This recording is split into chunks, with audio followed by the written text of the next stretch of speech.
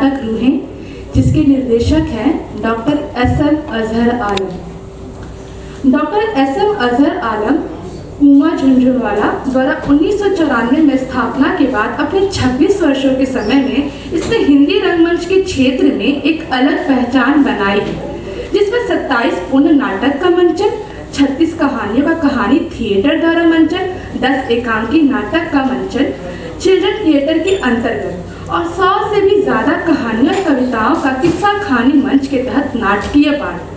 इसके साथ ही लिटिल थिएस्पियन हर साल राष्ट्रीय नाट्य उत्सव का आयोजन करता है, जिसमें थिएटर जगत की नामचीन हस्तियां तथा विख्यात नाटक देश भर से एक मंच पर एकत्रित होते हैं। कोलकाता में यह अपनी तरह का हिंदी का इकलौता राष्ट्रीय नाट्य उत्सव है। एक और महत्वपूर्ण उपलब्धि जो लिटिल थिएस्पियन के नाम है वो है रंगमंच की सर्वप्रथम उर्दू पत्रिका रंगरस का प्रकाशन करना, जिसे देश भर से सराहना मिल रही है। एस.एम. अजहर आलम एक अभिनेता, निर्देशक, नाटककार और लिटिल थिएस्पियन के कलात्मक निर्देशक हैं। इन्होंने 1987 में अपने थिएटर यात्रा की शुरुआत की और 1994 में लिटिल थिएस्पियन की स्थापना उन्होंने अपने जीवन संगिनी उमा झुनझुनवाला के साथ किया। अब तक 35 से ज्यादा नाटकों का निर्देशन और 70 से ज्यादा नाटकों में अभिनय, इसके साथ ही रूहें, नमक की गुड़ियां और चाक जैसे नाटक इनके द्वारा लिखे गए हैं। कई अंग्रेजी और उर्दू नाटकों का हिंदी रूपांतरण किया है। 2020 में लिफ्ट इंडिया थिएटर अवार्ड, 2019 में नाटक रूहें के लिए नेमी चंद जैन नाट्य लेखन सम्मान, 2007 में नाटक सवालिया निशान के लिए सर्वश्रेष्ठ निर्देशन, 2001 में नमक की गुड़िया के लिए सर्वश्रेष्ठ नाटककार का पश्चिम बंग नाट्य अकादमी संस्कृति विभाग पश्चिम बंगाल सरकार द्वारा पुरस्कार तथा अन्य कई पुरस्कार इनके नाम पर दर्ज है। नाटक रूहें एक राज्य की अस्थिरता और उसकी गौरव की कहानी है। इसमें कई पर्दे हैं जो संघर्ष के विभिन्न रंगों को दर्शाते हैं। अतीत और वर्तमान के बीच संघर्ष, सही और गलत का संघर्ष, अभिजात वर्ग के खिलाफ लोकतंत्र का संघर्ष। ये नाटक विभिन्न भावनाओं और मानवीय संघर्षों का एक ऐसा कोलाज है जिसमें केंद्र में एक शाही कब्रिस्तान है, जहाँ लंबे समय से गुमशुदा अतीत की कई आत्माएं बाहर आने के लिए संघर्ष कर रही हैं, और वहीं दूसरी ओर वर्तमान मौजूदा हालतों से निपटने की कोशिश में लगातार संघर्षरत है, क्योंकि वो जानता है नफरत से कभी भी खुशी हासिल नहीं हो सकती और मोहब्बत पर कभी भी किसी का कब्जा नहीं हो सकता। आप सबसे गुजारिश है मोबाइल फोन स्विच ऑफ कर लें। तो लिटिल थिएस्पियन के 10वें राष्ट्रीय नाट्य उत्सव जश्न रंग का आज चौथा दिन और लिटिल थिएस्पियन की प्रस्तुति रूहें।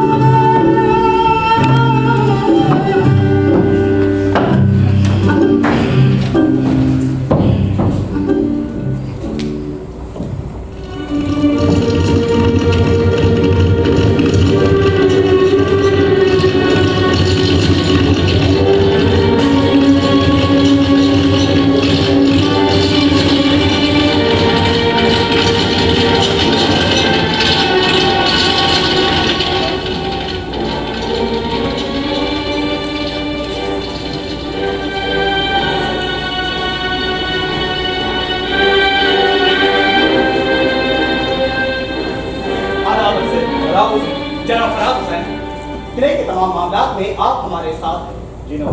आप हमारे मरहूम वालिद मोहतरम के ज़माने से इस किले की मजलिस के रुकन की हैसियत रखते हैं। आपकी ईमानदारी पर हमें कोई शुबा नहीं, मगर ये जब्बार हुसैनी इसके बात करने के तरीका और चेहरे के तासुरात कुछ और ही बयान कर रहे थे। नवाब, मेरे ख्याल से वो किले के निजाम को लेकर फिक्रमंद रहते हैं। यही तो मैं जानना चाहता हूँ कि वो इतने क्यों फिक्रमंद है। किले का निजाम मेरी जिम्मेदारी है और इस मामले में उन्हें दखल अंदाजी करने का कोई हक नहीं है। नवाब साहब, सचमुच वो किले के मामले में दखल देने की जनाब फराद हुसैन, आप नवाब साहब महनिगार के वालिद के बहुत करीब हैं। नवाब साहब महनिगार को भी बचपन से जानते हैं। क्या आप बता सकते हैं कि जब्बार हुसैनी ने जो बात महनिगार से मंसूब करते हुए कही, क्या वो सच है? नवाब, मुझे पूरी बात तो मालूम नहीं, लेकिन मैं इतना जरूर कह सकता हूँ कि नवाबजादे महनिगार और जब्बार हुसैनी के आपसी ताल्लुकात बहुत गहरे हैं। किस हद तक गहरे हैं? ये मैं नहीं बता सकता ना। क्या कहा था उसने कि मैं रेत की चटाई पर झाड़ियों की नक्काशी कर रहा हूँ।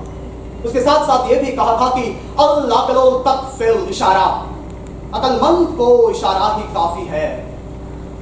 जनाब फराद हुसैन, मेरे खिलाफ जरूर कोई साजिश रची जा रही है। नवाब, आप बिल्कुल परेशान ना हो। मैं और इस रियासत के तमाम बड़े जागीरदार आपकी हिमायत में। दरअसल उस जब्बार हुसैनी का मानना है कि किले में बहुत फजूल खर्ची हो रही है। खासतौर पर मिर्जाबाद कब्रिस्तान में हो रहे खर्च को लेकर वो खफा रहते हैं। इस कब्रिस्तान से जब्बार हुसैनी का क्या वास्ता? हाँ, वहाँ हमारे पुरखों की कब्रें हैं। हम नवाबों की पूरी तारीख दफन है वहाँ। हमारी विरासत है वो कब्रिस्तान। किसी भी कीमत पर मैं मिर्जाबाद कब्रिस्तान और वहाँ के मकबरे के साथ किसी को भी छेड़खानी करने नहीं दूंगा। पिछले कई महीनों से मैं देख रहा हूँ वहाँ के मकबरे के साथ लापरवाही बढ़ती जा रही है। वहाँ कोई माकूल इंतजाम नहीं है। नवाब, वहाँ एक मुजाविर तैनात है। हाँ, वो बूढ़ा हो चुका है, लेकिन वो सारे इंतजाम वही देखता है ना। हाँ, मैं जानता हूँ वहाँ का सारा इंतजाम अजनबियों के भरोसे चल रहा है। उस मकबरे की हिफाजत के लिए वो अकेला रखवाला काफी नहीं, पूरे मिर्जाबाद कब्रिस्तान और खास तौर पर उस पुराने मकबरे के लिए हिफाजती इंतजाम बढ़ाने की जरूरत है। माफ कीजिएगा नवाब, मेरे ख्याल से वहाँ हिफाजती इंतजाम बढ़ाने की और कोई जरूरत नहीं। वो कब्रिस्तान ऐसे भी किले की दीवारों से चारों तरफ से घिरा हुआ है और दीवारों के चारों तरफ किले का सख्त कटा लगा हुआ होता है। जी, ये सच है। तो फिर उस बूढ़े मुजाहिद की भी क्या जरूरत है? माफ कीजिएगा नवाब, आपको बुरा मान। मैं समझता हूँ कि नवाबी खानदान की शान व आबरू के लिए वहाँ एक मुजाहिद का तैनात होना जरूरी है। सिर्फ नवाबी शान नहीं, बल्कि वो मकबरा शाही इज्जत व जलाल की निशानी है। हर हाल में वहाँ के इंतजाम दुरुस्त होने चाहिए। वो मुजाहिद पूरा हो चुका है, वहाँ जल्द ही किसी और को तैनात करना पड़ेगा। नवाब, आप उस मुजाहिद को वहाँ से हटाने के बारे में बिल्कुल ना सोचें। तो बिल्कुल ही दीवाना है जनाब। किसी को मकबरे के आसपास भटकने तक नहीं देता, किले के किसी अफसर की बात तक नहीं मानता, बड़ा ही नाफरमान है वो। अपने ही तरीके से रहता है। कहता है वहाँ कुछ रूहें भटकती क्या? जी नवाब, मुझे शुबह ही नहीं बल्कि पूरा यकीन है कि वो दिमागी तौर पर दुरुस्त नहीं है। क्या कहा कि वहाँ रूहें भटकती है? मुझे यकीन तो इसका कुछ इल्म नहीं। नवाब, मुझे तो इस बात किसी ने नहीं बताया। हाँ? नवाब, पूरे यकीन के साथ तो मैं भी नहीं कह सकता, पर मैं जब भी मिर्जाबाद कब्रिस्तान के मुआयने के लिए गया, मैंने उसे हमेशा मकबरे के चारों तरफ दौड़ता, भागता, चीखता, चिल्लाता हुआ पाया। मैंने कई बार उसे बुलाकर उसे कहा, पूछताछ भी, तो पूछताछ करने पर वो कुछ बोलता नहीं है, बस कहता है मुझे अपना काम करने दीजिए और वहां से हट जाता है ना। अगर सचमुच ऐसा है तो फिर वहाँ रूहों की भटकने की वजह क्या हो सकती है? ये कहना मुश्किल है नवाब। वहां आज तक किसी ने कोई रूह नहीं देखी, ना ही कोई आवाज सुनी। बस वो बूढ़ा मुजाहिद ही हमेशा शोर मचाता रहता है। हाँ, एक बार जब्बार हुसैनी ने जरूर उसे अपने तरीके से समझाया और धमकाया भी था कि अगर वो अपने हरकतों से बाज नहीं आया उसे सख्त से सख्त सजाएं दी जाएंगी। अगर सचमुच ऐसा है तो फिर वहाँ जल्द ही किसी और को तैनात करना पड़ेगा। हाँ, आइए हम तो चलकर वहाँ का मुआयना करते हैं। नवाब, इस वक्त? हाँ, अभी और इसी वक्त। आइए जी।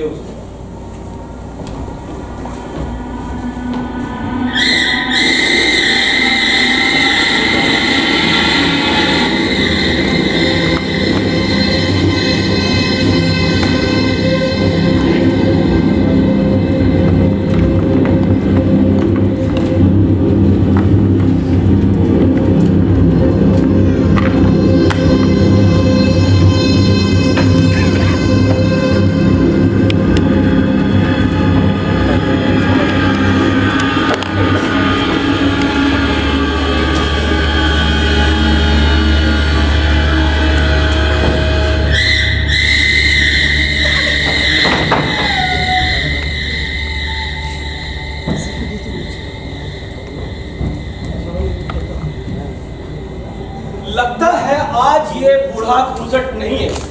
चलो शुक्र है अल्लाह का। दुनियावी जिंदगी बड़ी मुहाल, लेकिन ये कब्र की जिंदगी बड़ी आरामदेह, कोई फिक्र नहीं। जब जिंदा थे तो मुर्दा थे, अब रूह है हम, आजाद हैं हम। लेकिन यहाँ कुछ उन्हें ऐसी भी है जो मौत के बाद भी बेचैन, न जाने नहीं क्या होता है। और बड़े नवाब की रूह खुदा की पनाह अपने मकबरे से निकलते हैं, चीखते हैं, चिल्लाते हैं और यहाँ के रखवाले मुजाबिर को भर भर गालियां देते हैं। यहाँ से भाग जाने की नाकाम कोशिश करते हैं। अमा जहन्नुम दुनिया से निजात मिल गई, मुल्क के अदम में आ गए, अब यहाँ से भाग कर कहाँ जाओगे, कहाँ जाओगे?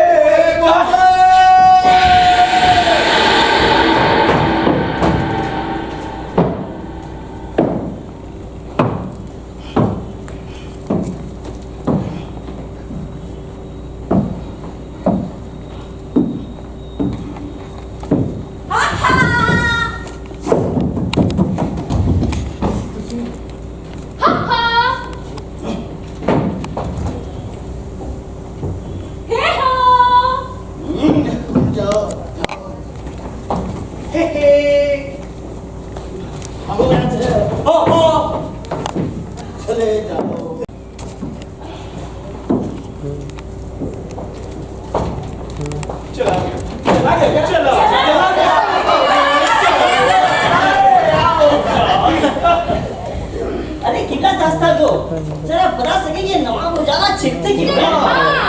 शायद इस मकबरे के कैद से आजाद होना चाहते हो। आजाद? अब क्या आजादी चाहते हैं? कैद में तो हम तब थे जब जिंदा थे। जब जिंदा थे तो मुर्दा थे, अब रूह है हम, आजाद है हम। जब जिंदा थे तो मुर्दा थे, अब रूह है हम, आजाद है हम। मन चलो, चलो बैठो। मैंने अपने बाप दादा से सुना है, हाँ वही बता रहा हूँ। मैंने अपने बाप दादा से सुना है कि जब बड़े नवाब जिंदा थे तो बड़ी शान और शौकत की जिंदगी गुजारते थे, दुआ रखते थे। हो सकता है कि उनके बाद के जो बड़े नवाब, अरे छोड़ो इन बातों को यार, हमें क्या बड़े नवाब के बारे में सोचने की। हम तो मामूली दास्तान होते, किस्से कहानियां बांटने में गैर मामूली सवालियत रखते थे। अम्मा ऐसी ऐसी कहानियां सुनाते थे हम कि सुनने वालों की आंखें खुली खुली रह जाती थी। वो अपनी जिंदगी के तमाम गमों को भूल कर परियों के रिमानी देश में घूम रहे थे। बहादुरों के किस्से, नवाबों की आशिकी, बादशाहों का जहां जलाल, दरिया, पहाड़, कोहिका, साहिल, हुमा, फल, मेवे, शराब, शैतान, बलि, जादूगर। अम्मा क्या क्या नहीं होता था दास्तान की दुनिया में। क्या लूट, क्या मजे, जरूर ठीक चाहता है फिर से जिंदा हो जाए। क्या जिंदा हो जाए? चलो जी, अब छेड़ ही दो कोई दास्तान। हाँ अभी जो याद आ रहा है उसी सुना देता हूँ। इरशाद हुजूर, इरशाद। सरजमीन यमन में एक बादशाह था, मुल्क उसका माला माल, दौलत बेहिसाब, ताजो तख्त को छोड़ देने वाला, बहुत ही अच्छा इंसान, नेक सीरत, फरखुंदा वक्त। हाँ यानी खुश इकबाल, खुश नसीब, सारे जहान में खुदा दोस्त के नाम से मशहूर।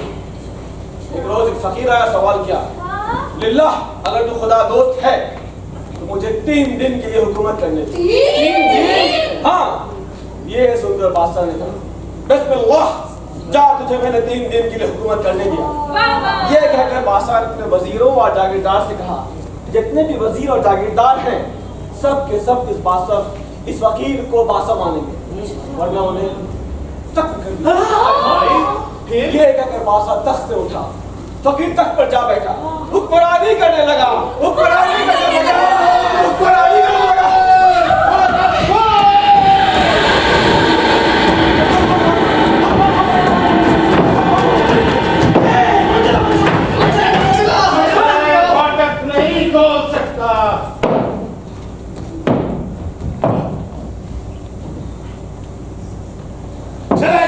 चले जाओ यहाँ से।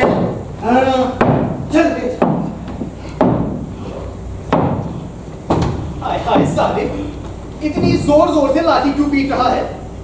चला जाओ यहाँ से, चले जाओ। आए हम तुमसे डरती हैं क्या? चले जाओ, जाओ।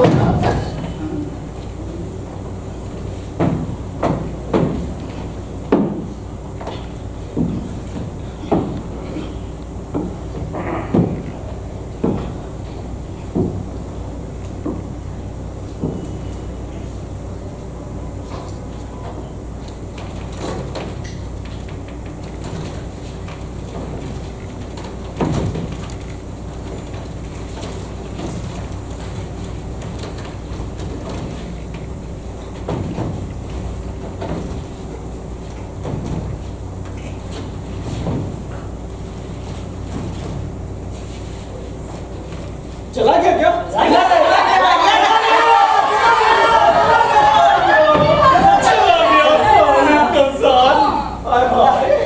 नवाबों की महफिल में किस तरह के किस्से सुनाए जाते थे?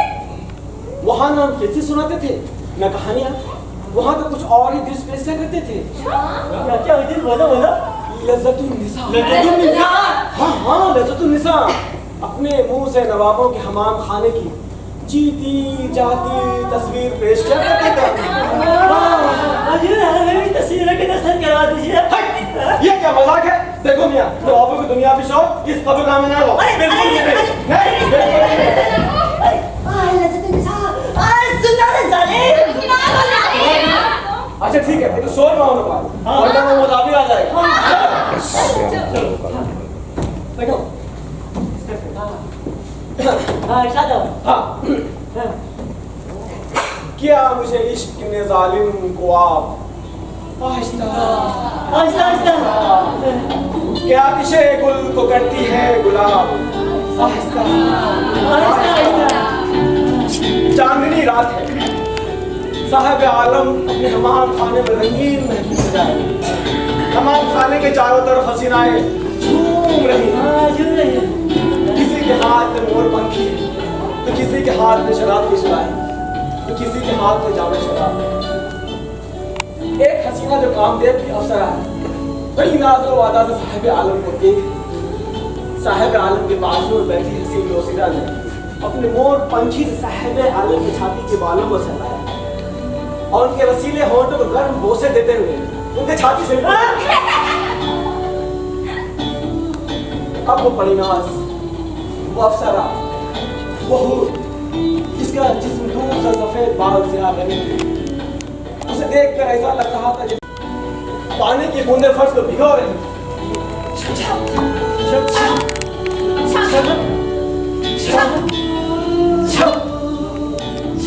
साहिब आलम अपने छाती से लगती हसीन दोसीदा को अलग कर रहे हैं। हमाम खाने के बाहर साजिंदे साथ बजा रहे थे।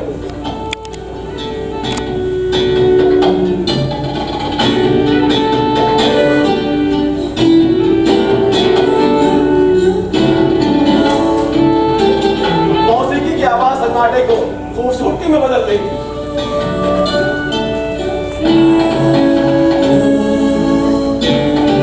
मन चलो, बजाते रहो।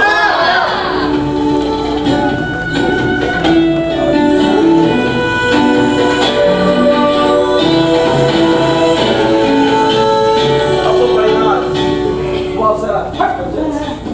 साहिब आलम के ऐन करीब आकर खड़ी, उसकी आंखें और साहिब आलम की आंखें खामोश लफ्जों में बातें कर रही थी। अजब कुछ लुत्फ रखता है शबे खिलवत में गुलरोज़ों खिताब आहिस्ता आहिस्ता, जवाब आहिस्ता। अब वो बड़ी नाज, वो अफसरा अपने रेशमी चादर को पैरों के ऊपर की तरफ खींचा और एक लख्त किताब उठाकर साहिब आलम के छाती पर रख दिया। साहिब आलम ने दोनों हाथों से उसके पैरों के तलवों को पकड़ लिया, उसके पैरों के उंगलियों के पिछुओं से खेलने लगे।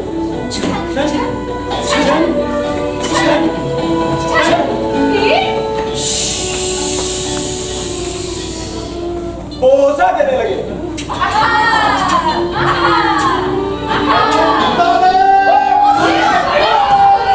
ये बड़े नवाब भी ना हमेशा कहते रहते हैं फाटक खोल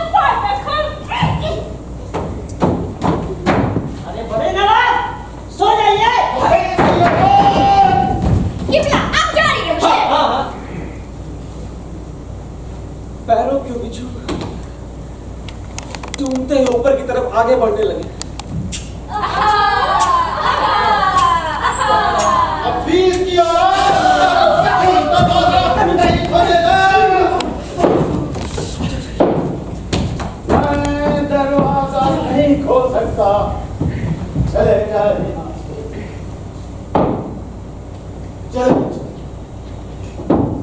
चले जाए यहाँ से।